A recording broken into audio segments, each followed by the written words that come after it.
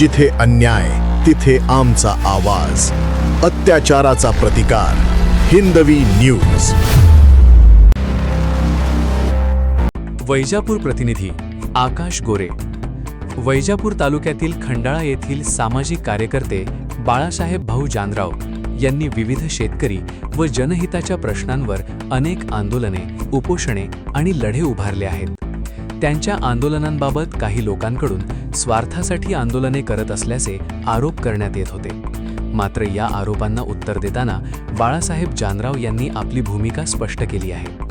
ते म्हणाले की माझं प्रत्येक आंदोलन हे शेतकऱ्यांच्या हक्कासाठी, त्यांच्या न्याय्य मागण्यांसाठी आणि सर्वसामान्य जनतेच्या प्रश्नांसाठी असते.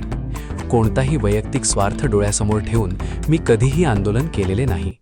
शेतकरी, कष्टकरी आणि वंचित घटकांना न्याय मिळावा यासाठीच माझा सातत्याने संघर्ष सुरू आहे. जानराव यांनी पुढे सांगितले की समाजातील काही व्यक्तींकडून गैरसमज पसरविण्याचा प्रयत्न होत असला तरी जनतेला वास्तव माहिती आहे. शेतकरी व सर्वसामान्य नागरिकांच्या समस्या शासन दरबारी पोहोचविण्यासाठी आणि त्यांना न्याय मिळवून देण्यासाठी भविष्यातही आपला लढा कायम राहणार असल्याचा निर्धार त्यांनी व्यक्त केला. वैजापूर तालुक्यातील खंडाळा या गावी आलेलो आहे. या गावचे बाळासाहेब भाऊ जानराव आपल्यासोबत आहेत. भाऊ, तुम्ही मागे काही दिवसापूर्वी 9 एप्रिल रोजी जे कोल्ही धरणावरती आंदोलन केलं होतं, तर पाणी जे बेकायदेशीर उपचा चालू होता त्याच्यासाठी खऱ्या अर्थानं तुम्ही ते आंदोलन केलं होतं. आणि आता जे तुमच्यावरती त्या भागातून खऱ्या अर्थाने टीका होते की यांनी त्यांच्या स्वार्थासाठी आंदोलन केलं, तर काय सांगाल याचं? मी पहिलं आपल्या चॅनलचे खूप खूप आभार मानतो. तुम्हाला तुमचे धन्यवाद देतो की तुमच्या माध्यमातूनच आम्ही जे जे आंदोलन करतोय ते तुम्ही त्या आंदोलनाला ताकद देण्याचं काम करता, म्हणून तुमचं पहिलं एकदा अभिनंदन. नक्कीच म्या 5-7 गावाला पिण्यासाठी पाणी वाचावा म्हणून कोल्ही धरणामध्ये म्या मागल्या वर्षी बी त्या ठिकाणी आंदोलन केलं होतं. ह्या वर्षी बी त्या ठिकाणी आंदोलन करण्याची वेळ त्या ठिकाणी का येते, म्हणजे मी आता त्याच्यात तुम्ही टीकाचं येतं सांगितले. मी 9 एप्रिल रोजी 2 मुद्दे घेऊन त्या ठिकाणी जलसंबंधी आंदोलन पुकारलं होतं आणि त्या 2 विषयामध्ये 2 ज्या मागण्या होत्या माझ्यावाल्या की एक बेकायदेशीर उपासपणा त्या ठिकाणी पाणी उपासलं जातं आणि दुसरं बेकायदेशीर त्या ठिकाणी डिप्या बसवलेले आहे, म्हणून त्या डिप्यात जर नसल्या तर बेकायदेशीर पाणीच उपासलं जाणार नाही. पाणी त्या ठिकाणी धरणात जर 100% पाणी असेल तर 60% लोक आपण कोणालाच काही म्हणू शकत नाही. तुम्हाला कसं न्यायचं, टँकरनं न्या, कशाने न्यायचं त्याच्यावर आपल्याला बोलता येत नाही. परंतु त्या धरणाची क्षमता, पाणी क्षमता कमी झालेली आहे. ते धरण जर पहिल्यांदा एकदा जर भरलं तर 3-3 वर्षे त्या ठिकाणी रिकामं होत नव्हतं. आजची परिस्थिती अशी आहे की यावर्षी 100% धरण भरलेलं होतं. दिवाळीला पाणी त्याच्यातून याच्यातून त्यांचे पाणी चालू होतं त्या याच्यातून. आणि आता जर परिस्थिती पहिली तर 20% 25% पाणी राहील तिथं, म्हणजे 4 महिन्यात पाणी किती त्या धरणातलं किती हे झालेलं आहे. म्हणून त्या गावात 5-7 गावाचा पिण्याचा पाण्याचा प्रश्न आहे, म्हणून लाखो जनावरांचा पिण्याचा प्रश्न आहे. उद्या भविष्यामध्ये त्याची खूप मोठी अडचण आणि पाण्याचा संघर्ष या ठिकाणी होण्याच्या याच्यावर आहे. म्हणून मी जलसंबंधी आंदोलन त्या ठिकाणी पुकारलं. त्या आंदोलनाच्या वेळी 200-300 शेतकरी संपूर्ण आले की बाळासाहेब तुम्ही आंदोलन करताय, तुम्ही पाणी वाचवता हे खरं आहे आणि तुम्ही फक्त आमचे 1-1, 2-2 पाणी कांदे राहिलेले, आमचे पीक राहिलेले हे नक्की ते शेतकरी संकटामध्ये पिकं 1-1, 2-2 याच्यावर जर पाणीवर जात असेल तर आपण हे कुठंतरी आडमटपणाची भूमिका नाही घेता त्यांच्या विनंतीला आपण मान दिला पाहिजे. म्हणून त्यांनी 8 दिवस मागितले, त्या ठिकाणी मी 20 दिवस दिले की 20 दिवसात आपल्याला हे माहिती होतं की त्याच्यात 35-36% पाणी होतं आणि पाणी चाललं 15-20 दिवस तर 2-5% आणखी कमी होईल, परंतु 30% पाणी त्या ठिकाणी राहील असं एक आपल्याला असल्यामुळे मी थांबून घेतलं. आणि परंतु त्याच्यानंतर मी शेतकऱ्यांच्या विनंतीला मान देऊन त्या ठिकाणून आंदोलन मागे घेतलं आणि परत 7 मेला त्याची मुदत संपल्यानंतर मी वैजापूर कार्यकारी कन्नड महावितरण कार्यकारी अभियंता त्यांच्या कार्यालयासमोर त्या ठिकाणी तीच मागणी घेऊन, कोणती माझ्या 2 मागण्या होत्या की बेकायदेशीर उपस त्या ठिकाणी होतोय तो बंद व्हावा आणि ज्या बेकायदेशीर डिप्या बसवलेल्या त्या खोलून आणि संबंधित जे अधिकारी त्यांच्यावर कारवाई करावा. म्हणून त्या ठिकाणी ते 5 दिवस आमरण उपोषण चाललं. शेवटच्या टप्प्यात मी संभाजीनगर येथील मुख्य कार्यकारी अभियंता त्यांच्या कार्यालयावर आत्मदानचा हे दिला. त्याच्यानंतर ते पूर्ण अधिकारी, वरिष्ठ अधिकारी पूर्ण येऊन आमची चर्चा करा आणि चर्चेतून नाही निघलं तर तुम्हाला काय करायचं ते. त्यांच्या चर्चेमधून त्यांनी सांगितलं की 1 महिना आता तुम्ही सगळं आमच्याकडं पुराव्यासह दिलेलं आहे. आता याच्यावर कमिटी नेमतो आम्ही. तुम्ही एक अधिकारी दुसरी का आम्हाला नाही ते झाला तो करायला लावला. त्यांनी ती 3 जणांची कमिटी बनवून आणि त्याची चौकशी करून आम्ही संबंधितवर 100% कारवाई करतो. आमच्या या शब्दाला मानल्या म्हणून त्या ठिकाणी आपण त्या आंदोलन वरिष्ठांच्या याच्यावर तिथं थांबलो. कारण वेळ कोणाला असेल तर द्यावा लागतो. म्हणून का त्याच्यातून लगेच काही लोकांनी या ठिकाणी माझ्याकडे यायचं, एक चर्चा करायची आणि सोशल मीडियाच्या माध्यमातून आमचे एक चांगले मित्र आहे, आलापूरवाडीचे माजी सरपंच माझे एक चांगले मित्र आहे, 20 वर्षापासून आमदार आरेमानी साहेबांच्या नेतृत्वाखाली यांना काम केलेलं चांगले मित्र आहे. ते आले, पहिल्यांदा धरणात आले, माझ्याकडे विनंती केली, मी आंदोलन मागे घेतलं. त्याच्यानंतर माझं कन्नडला त्या ठिकाणी उपोषण चालू झालं. त्या ठिकाणी 2 वेळेस माझ्याकडे आले. त्यांनी विनंती केली की मी म्हणलं मी शेतकऱ्याच्या विरोधात नाही, मी शेतकऱ्याच्या विरोधात नाहीये. शेतकरी कारण 5-7 गावात काही शेतकरी नाही का? माझ्या गावात शेतकरी नाही का? आलापूरवाडी म्हणजे गावाला प्यायला पाणी लागत, गावात शेतकरी राहत नाही का? साठोबादवाडी गावात शेतकरी राहत नाही का? शिवला गावात शेतकरी राहत नाही का? कोलीला गावात शेतकरी राहत नाही का? खंडाळ्याला गावात शेतकरी राहत नाही का?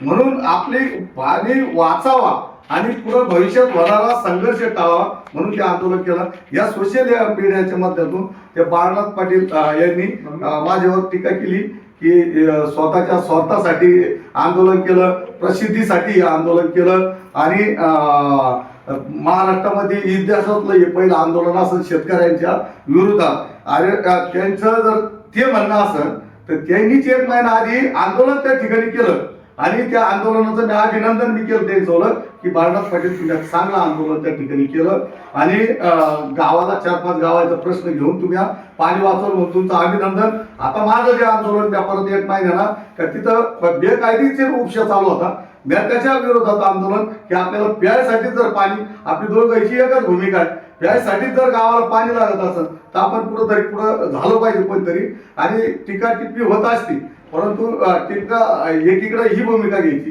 एकीकडे ही भूमिका घ्यायची. आणि त्यांनी सांगितलं की त्या ठिकाणी भ्रष्टाचार अधिकारी देवाणघेवाण करते आणि त्यांना देवाणघेवाण करून खाली पाणी सोडलं पाटाला. मग खाली शेतकरीचे ना 40% वर पाणी असेल तर खाली शेतकरीचे बोर सर्व त्यांचे पाटा जमिनी गेलेले आहे, पाटच त्यांच्यासाठी काढलेला आहे, सोडल्यानं त्यांचं कुठं झालं. मग एकीकडं त्या शेतकऱ्याला नाही, म्हणजे तुमचा वैयक्तिक स्वार्थासाठी तुम्ही जगताय असं वाटतं मला की गावाचा याचं ते हे नाही. आता याच्या माध्यमातून त्यांचीच मुलाखत एक तुम्हाला दाखवतो मी. आणि या धरणावर कोली शिवगाव असेल, खंडाळा मोठं गाव आहे, शिवगाव मोठा आहे, सफेबादवाडी असेल, आलापूरवाडी असेल, कोली असेल, जाणीफळ असेल, जवळ 7 ते 8 गावाचा इथून पाणी पुरवठा होतो.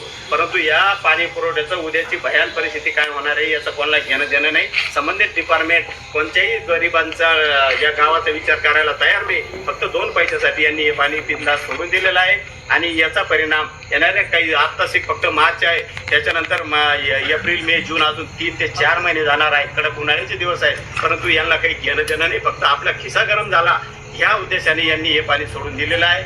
म्हणून मला पूर्ण डिपार्टमेंटला विनंती आहे का याची पूर्ण दखल घेऊन या प्रश्न अधिकाऱ्यावर योग्य ती कारवाई झाली पाहिजे आणि हे पाणी त्वरित बंद झाले पाहिजे आणि ह्या शेतकऱ्याला न्याय दिला पाहिजे. एकीकडे भूमिका यायची होती की भ्रष्ट अधिकारी आहे आणि त्यांनी मार्चमध्ये सांगितलं की तिथं पाणीच राहिलं नाही. मग मार्चमध्ये जर पाणी सांगितलं, तुम्हीच सांगते या ठिकाणी की 7-8 गावाला, ते इथं 5-6 गावाला म्हणतो की 7-8 गावाला म्हणे पाणी पिण्याचं लागतं. आणि मला माझ्याकडे येऊन एक बोलायचं, तिकडे एक बोलायचं, मला त्याच्याशी काही घेत नाही. बाळनाथ पाटील माझा चांगला मित्र आहे. बाळनाथ पाटील मुळे हा चांगला मित्र आहे. त्यांच्या ग्रामपंचायत कार्यकाळामधलं माझ्याकडे एवढं दप्तर आलेलं आहे. परंतु मी कोणाच्या वैयक्तिक याच्यावर आजपर्यंत गेलो नाही, कोणाचा भ्रष्टाचार काढायच्या नादात मी लागलो नाही. फक्त सामान्याचा प्रश्न काय आहे म्हणून तो प्रश्न कसा सोडायचा, त्या सामान्याच्या प्रश्नासाठी माझं आंदोलन असतं. याची त्याची कुरापत काढायची, याच्यात वेळ नाही घातल्यापेक्षा सामान्याचा आवाज आपण बुलंद करायचा. ह्या माध्यमातून लाखो जनावर आणि 50-60 हजार लोकांचा प्रश्न हे पाण्याचा होता आणि त्याच्यातून 5-50 जनावर जरी वाचले माझ्या आंदोलनामुळं तरी मला खूप मोठं पुण्य त्या ठिकाणी मिळालं. म्हणून माझे जे मित्र आहेत त्यांना माझा सल्ला आहे की तुम्ही सोशल मीडियाच्या त्याच्या माध्यमातून टीका करत असतो, तुम्हीच सुरुवात केलेली, तुम्हीच म्हणता की 5-7-8 गावाचा पिण्याचा प्रश्न आहे आणि इकडं बेकायदेशीर अधिकारी इकडं विकत आहे, भ्रष्टाचारी, याला कारवाई करा. मग मी तर पुढं मी शेतकऱ्यावर थोडी गुन्हे दाखल करा म्हणलो, शेतकऱ्यावर थोडी कारवाई करा म्हणलो. मी तर भ्रष्टाचारी अधिकाऱ्याचे होतो. म्हणून त्यांनी जे आता मला जे तुमच्या समोर येण्याचं कारण एक की मला थोडं हे वाटलं की माझ्यासोबत आलं चर्चा करायची, तिकडे जाऊन तुम्ही वेगळं माझं आणि शेतकऱ्यांचा संघर्ष म्हणजे मी शेतकऱ्यांच्या पूर्ण विरोधात आहे. माझं पूर्ण आंदोलन बी आता तुम्ही पाहते मी शेतकऱ्यासाठीच मरतोय. काय कुणीकडे काही त्या आंदोलनात आता बी पेट्रोलचा याचा मोठा विषय आहे. लोकांना डिझेल भेटणं शेतकऱ्याला, त्या याच्या माध्यमातून आपण झगडतोच आहे आणि यांचे हे सांगते की मग शेतकऱ्याचे आणि दुसरीकडे वेगळा विषय करायचा. म्हणून मी माझ्याकडे बी मला त्या खाल्ल्याच्या जायचं नाही, परंतु जर माझ्यावर अशा पद्धतीत एखादं जर हे करीत असेल तर त्याला नाविलाज पुढलं पाहून त्या ठिकाणी टाकावं लागतं.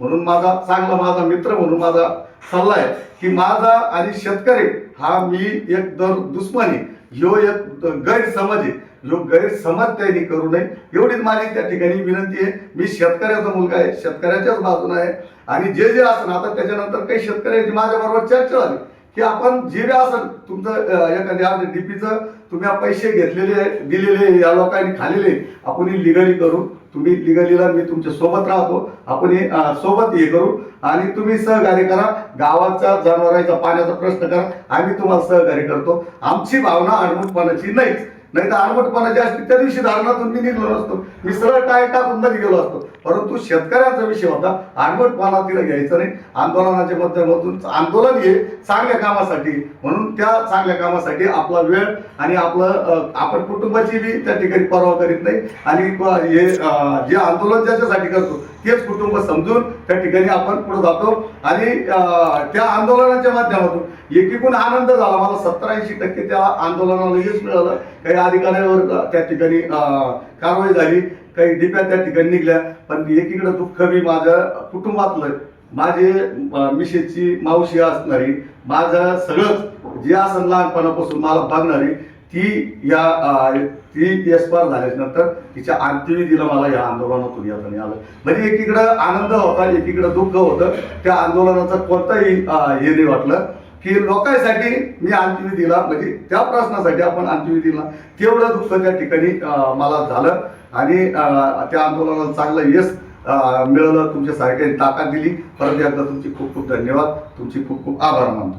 निश्चितच आपण बघू शकता त्यांनी सांगितलं माझं आंदोलन हे शेतकऱ्यांच्या हितासाठी असतं, शेतकऱ्यांच्या विरोधात नसतं.